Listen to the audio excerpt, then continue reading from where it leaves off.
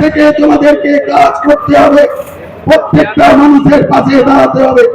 তৃণমূল কংগ্রেস প্রতিটা সময় মানুষের পাশে থেকে কাজ করে, সেটা প্রাকৃতিক দুর্যোগ হোক, সেটা করোনা পরিস্থিতি হোক, যে কোনো রকম পরিস্থিতি হোক, তৃণমূল কংগ্রেস মানুষের সাথে থাকে, মানুষের পাশে থাকে। আদর্শ মমতা বন্দ্যোপাধ্যায়ের স্লোগান বাইটা বিপিন অর্থা বিপিন ভর্তা বিপিন, মানুষের সাথে মানুষের সাথে থাকবে। সংগ্রামের নাম মমতা বন্দ্যোপাধ্যায়ের নেতৃত্বে আর বল্লভপুরের মাটিতে সুনীল চ্যাটার্জি টিঙ্কাইলার নেতৃত্বে বিএলও থেকে শুরু করে সকল তৃণমূল কংগ্রেসের কর্মীরা প্রতিটা সময় এসআইআর এর প্রত্যেকটা মানুষের পাশে থেকে তাদেরকে সহযোগিতা করেছে। সেই লড়াইটা চলেছে। একটা লড়াই চলতে চলতে যেভাবে মমতা বন্দ্যোপাধ্যায় এই এসআইআর কে যে প্রতিবাদের জায়গা করেছিল, 2002 দাঁড়িয়ে যখন এই বাংলার মাটি গোটা ভারতবর্ষে এসআইআর হয়েছিল, সেটা 2 বছর সময় ছিল। ভারতীয় জনতা পার্টি কি করলো জানেন?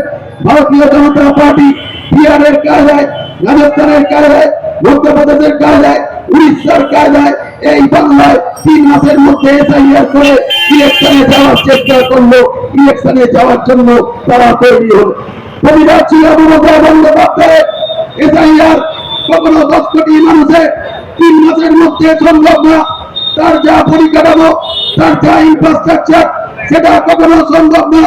বিএলওদের ট্রেনিং কখনো সম্ভব না। প্রতিবাদ করেছিল মমতা বন্দ্যোপাধ্যায়।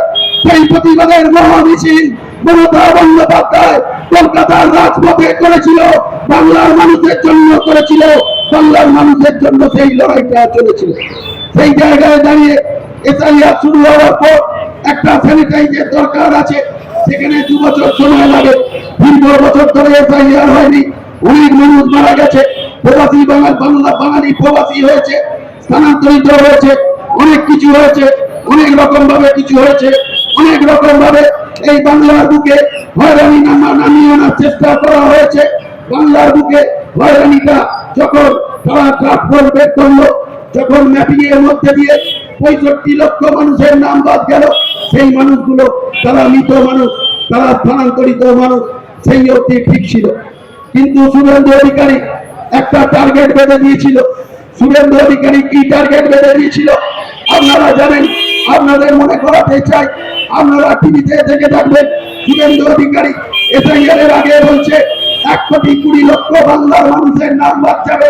এসআইআর শুরু হলো না, শুভেন্দু অধিকারী কি করে জানলো 1,20,00,000 মানুষের নাম বাদ যাবে? শুভেন্দু অধিকারীর কাছে কোন জাদু কাঠি আছে? শুভেন্দু অধিকারী কি করে জানলো 1,20,00,000 মানুষের নাম বাদ যাবে? সেই শুভেন্দু অধিকারীকে সন্তুষ্ট করতে হবে। স্বরাষ্ট্রমন্ত্রী অমিত শাহ ইলেকশন